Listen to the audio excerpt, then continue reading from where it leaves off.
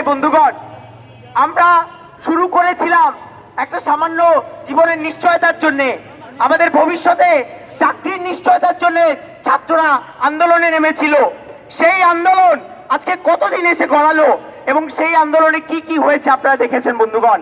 আমাদের ছাত্রদের উপর গুলি চালানো হয়েছে, আমাদেরকে একজন শিক্ষার্থী এখনো হাসপাতালে বন্দী, হাসপাতালে চিকিৎসাধীন অবস্থায় আছে। এর মধ্যেও ছাত্ররা যেভাবে করে বিভিন্ন জায়গায় বিভিন্ন শিক্ষা প্রতিষ্ঠান থেকে আন্দোলনে নামছে, লড়াই করছে, আমরা তাদের সাধুবাদ জানাই এবং আমরা বলতে চাই যে আমরা এই রাজপথ ছেড়ে যাব না, আমরা আমাদের লড়াই জারি রাখবো।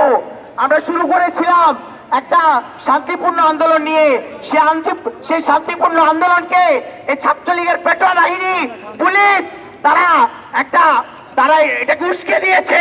তারা জনগণের যে ক্ষোভ, জনগণের যে বিক্ষুব্ধতা, আপনারা জানেন, আমরা হয়তো শুধু